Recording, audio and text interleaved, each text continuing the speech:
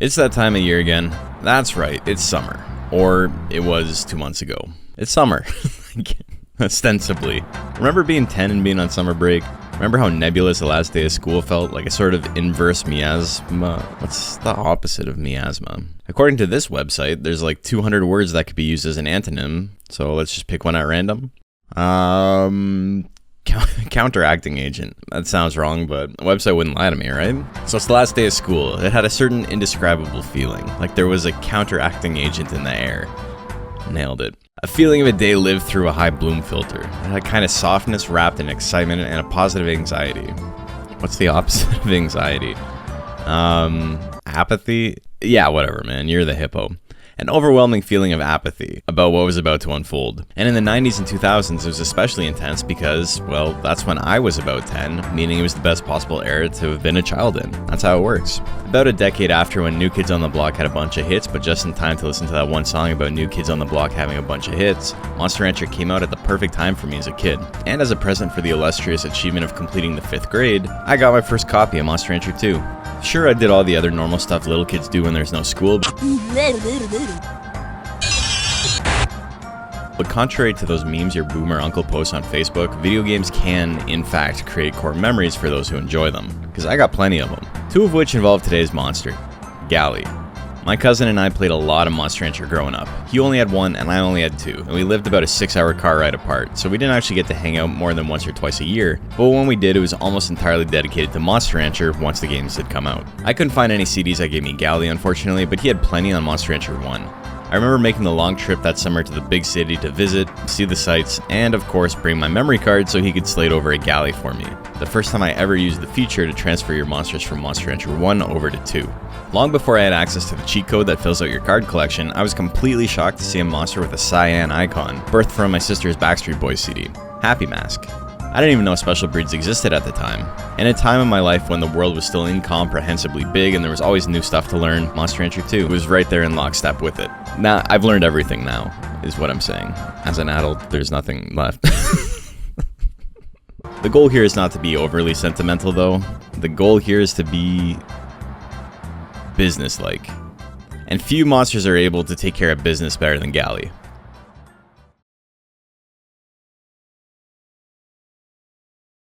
And you feel the sunshine doesn't brighten up your day. Don't you feel that sometimes you just need to run away? And you feel the sunshine. Gali is a fan favorite monster. He's got a very sleek and minimalist silhouette adorned with dense and complicated filigree and Mesoamerican inspired designs on his cape that appear nowhere else in the game, outside of the cave paintings in the intro, which proves above all else that Monster Rancher takes place in like post-apocalyptic Honduras. I don't know. The cape and the mask are just a shroud for the spirit that lives inside, which is like supposed to be God. Maybe not literally, but this is how God is depicted in the game, so it's close enough. Gali's stats are focused on offense, with both huge power and intelligence. Its defensive stats are a bit subpar, but not unusable. You mostly just kind of end up focusing on ending the battle as quickly as possible with him in casual play. A starting nature close to the absolute maximum means that he's not prone to cheating at all, and the combo of big stats early on and this ease of use make him a fun monster for beginners. His extremely low lifespan, tied for lowest in the game though, tends to put a bit of a damper on this. A slow guts regeneration rate sets him up on paper to be a sort of intelligence-based golem, but as we get into its text, we'll see Gali fills a distinct niche in competitive play better than any other monster. His ability to customize his tech loadout to your exact specifications is completely unparalleled. Gali is the only monster in the game with its basic set back in slots 3 and 4. In fact, it's the only monster with a basic tech in slot 4 at all. This separates it from most other monsters early game because it doesn't have anything to use close up and wants to keep distance. It has a wide array of both power and intelligence techs, and even its basics are split. Straight is a solid basic tech. Very non-committal with decent damage and accuracy for the cost, it's very similar to Arrowhead's Punch, which is one of the better basic techs available in the game. Gali can learn an additional 12 power techs on Error Tree, and they all belong to one of 4 tech chain families. All of the third stage techs are special techs, meaning if Gali wants access to them, he needs to get the entire line. The back blow line is where Gali's consistency on the power side comes from.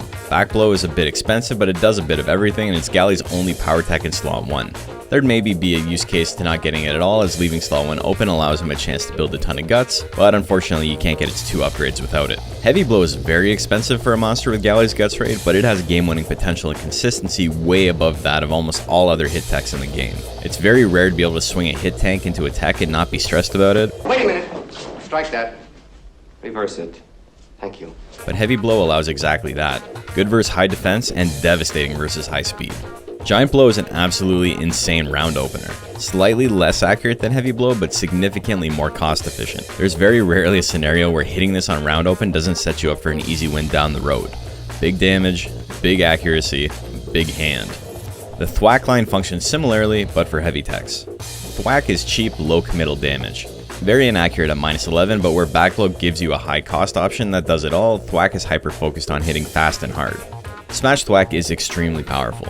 A logical progression from its prerequisite, it ups the damage and the risk in a big way. Smash thwack is built to kill tanks. A bit short on force compared to something like Durhan Slash combo, but more than enough to instantly nuke a speed monster and do serious damage to everyone else.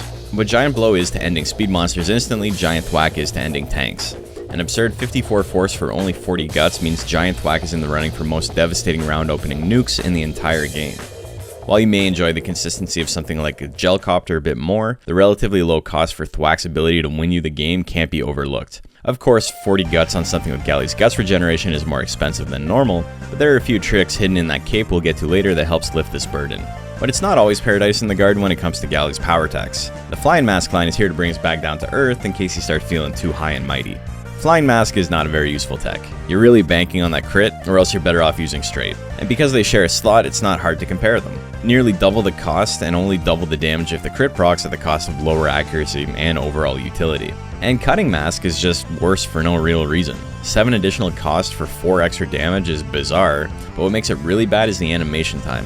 It's imperative to keep Gali's slow guts regen in mind when you talk about his techs, and being out of the game for almost 1/10 of the entire round timer on a hit means you're eating into your precious guts building time with something that will never win you the game on its own. And Hashing Mask follows the same trend, except it, miraculously, is also somehow worse. It's very hard to make a case for Hashing Mask in any scenario other than one where you're trying to lose on purpose. It's very similar to Mochi's Dazzling Roll, a move that is also complete but at least has the saving grace of not taking 9 years to finish animating on one of the absolute slowest guts rate monsters in the game. Hashing Mask is a novelty because it doesn't ever get used and has a fun animation. I wouldn't be surprised if this is the first time a lot of you are seeing this tech, but if you're going to spend 38 guts on Gali, there are better options, and even sort of middling options, like Spirit Blow. Spirit Blow is a decent move that trades Hashing Mask's critical hit for more damage and accuracy, which is always a recipe for success. Spirit Blow is also interesting as a tech because it branches into Gali's 2 final power techs, one requiring a good-natured monster and one requiring a bad-natured monster. Spirit Punch is the good-natured tech and bumps the damage and withering for a hit to cost and accuracy. This is Gali's most damaging tech on the power side if you don't want to invest in the low accuracy Thwack chain, but otherwise if raw damage output is your goal, you've got better options. It offers significantly more withering than the Thwack line does though, so if you're looking for a relatively safe all-in play, Spirit Punch fills that role. Spirit Smash is the bad-natured counterpart and is almost identical, except for swapping force and withering values. Gali doesn't really want to spend 40 guts for a chance to wither 45, but the damage and accuracy are still usable, it's just explicitly weaker in its use case than Spirit Punch is. -5 hit isn't terrible, but missing either Smash or Punch on round open is devastating, and since Spirit Punch is in slot 3 and Gali is too small to ever start in slot 3, Spirit Punch builds often instead only have to worry about Giant Blow on an open, which is a much more reliable option. Gali gets use of that maximum intelligence gain as well. Thunderbolt's important in that it's a basic tech with withering that also has a hit percent above parity and pretty good force. Basic techs usually don't do withering at all, and the ones that do are usually either inaccurate like Naga's Belly Punch, or do pitiful damage like Mochi's Slap. Its real downside is that chip damage techs like Thunderbolt are often really weak round openers. So occasionally this tech is a liability if the AI decides to be trigger happy on round start. Firewall is kinda like Thunderbolt Plus. 8 more accuracy and some more sharpness and a shorter animation for just 2 more cost is pretty good. As far as rolling down a cheap tech in slot 1 with 99 guts goes, you can do much worse than Firewall. But Firewall, despite being one of the best early pickups in the entire game, is not particularly valued as a tech. And that's because of Blaze Wall. Blaze Wall is, in my opinion, one of the absolute best techs in the entire game. Good damage, great accuracy, and respectable withering for under 30 guts all on a lightning fast animation makes Blaze Wall imminently spammable and can clean up games extremely quickly. Blaze Wall ends up being much more reliable than a quick glance at the numbers may suggest. The brutally powerful Napalm is almost identical to Giant Blow across the board, with the added utility and consistency of being a great option to swing up close instead of in slot 4. Just like Giant Blow, this is often the most terrifying move you can see versus a Gali as a speed monster at full life, and with Blaze Wall and Thunderbolt waiting in the wings to play cleanup should you survive the first bomb, it's an uphill battle the whole way. Gali also has a full chain of heavy techs on the intelligence side. Whirlwind significantly cranks up the damage over Thwack, but with the drawback of more cost. Gali unfortunately doesn't have any low-cost gambling techs on the intelligence side, so if you're going with intelligence Gali, you're probably accepting your fate that you're spending a ton of guts no matter the situation. Hard to say if it's better or worse than Thwack since they occupy very different power levels, but they're both worth the cost. The jump from Thwack to Smash Thwack, however, completely eclipses the jump from Whirlwind to Typhoon. This is where we see Gali's intelligence techs fall into their niche. They're not quite as strong, but they do considerable withering. Now maybe this isn't the best choice for a tech made specifically to deal out damage, but again we have to keep Gali's guts rate in the conversation. Sometimes it's worth doing a bit more withering to stop your opponent from mounting a counterattack. I don't think Typhoon is quite as good as Smash Thwack, but it works very well in conjunction with Thunderbolt and Blaze Wall to give you a bigger damage option and break tanks. And then Hurricane ends up being a bit better than Smash Thwack numerically. This chain's all over the place. A small dip in force for extra withering and much higher crit makes it a serious threat to end the game every time it's swung, regardless of the opponent.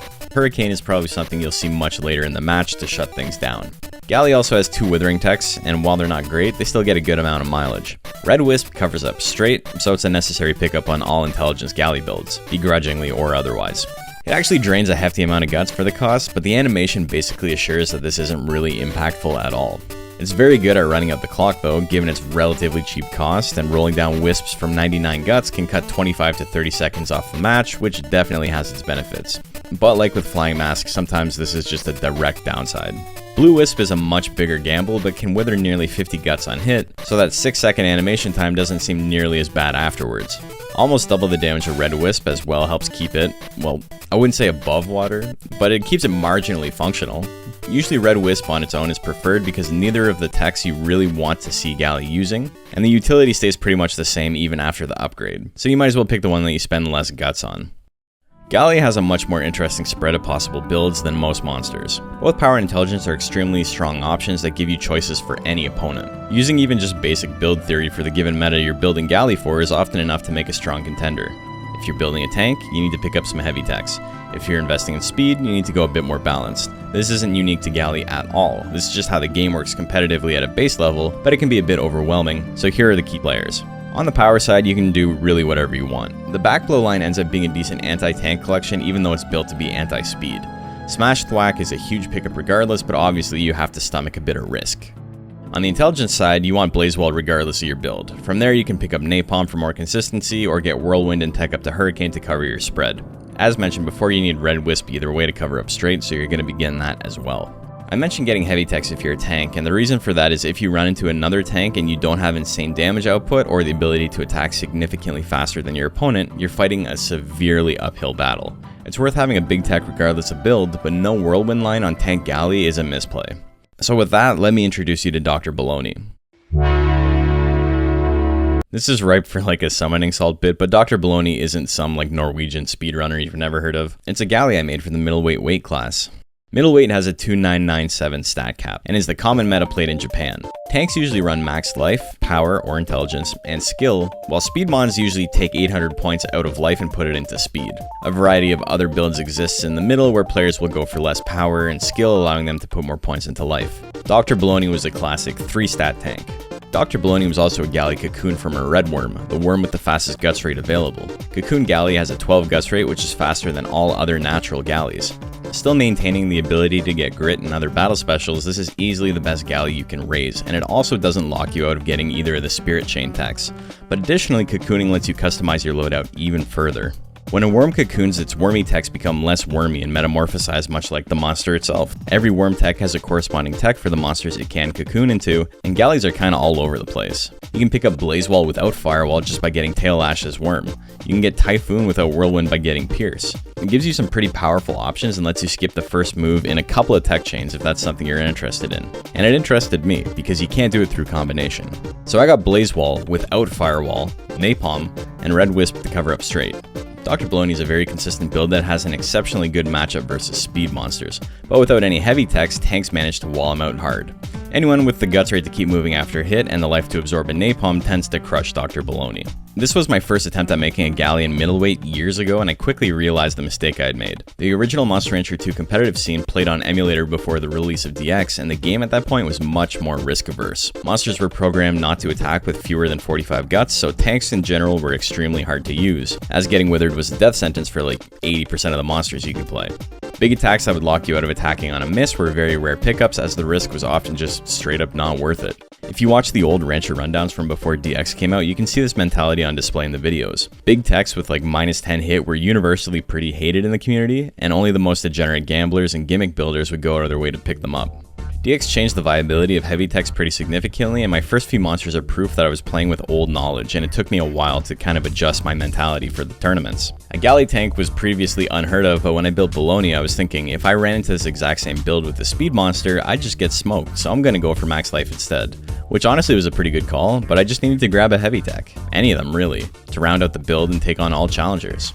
Gali is a powerful monster with so many good options that it's hard to recommend just one build, which is rare to be honest. Most monsters either have to focus on 1 or 2 techs, otherwise they're forced to hobble together something semi-functional with big weak points, or they're like Golem where despite myriad great options, there's still 1 or 2 techs that outclass everything else. Gali is probably the most balanced monster in the game when it comes to the value of its own techs, and in turn that makes it kind of broken. Gali is an extremely powerful monster in competitive play, though maybe not quite reaching the level of godhood. This video was pretty hard to finish, if I'm being honest. My Aunt Catherine passed away a couple of weeks ago after a lifelong battle with multiple sclerosis, and we were really close, so it's been mentally draining to work on stuff on top of my actual day job and, dealing with some of the family affairs that come with the passing of a loved one. I talk a lot in my streams, and now that I'm saying it, at the beginning of this video too, about how I used to play Monster Rancher all the time with my cousin growing up, and Kathy was his mother. She was an endlessly creative and supportive person, and after my parents, I think I owe more to her than anyone else when it comes to sticking with my creative pursuits and making the leap to start working on Monster Rancher stuff, to be honest. I wasn't able to see her very much post-COVID, and that's always going to be a regret of mine, but I know she watched the channel because when we'd meet up, she'd talk about it and ask me what I had planned next, and that was always really nice. You may have noticed I have channel memberships on YouTube now. They work exactly the same as my Patreon memberships, so if you want to support, that's an easy way to do it. And all proceeds from this video and from this month's memberships will be going to the MS Society of Canada. But in addition to that, we're going to be doing something special to honor her memory and support the society in the coming weeks, but I'll have more news on that once I iron out the details. If you're not able to support, that's fine. Just do me a favor, tell your loved ones how much they mean to you. They probably already know, but it never hurts to say it more.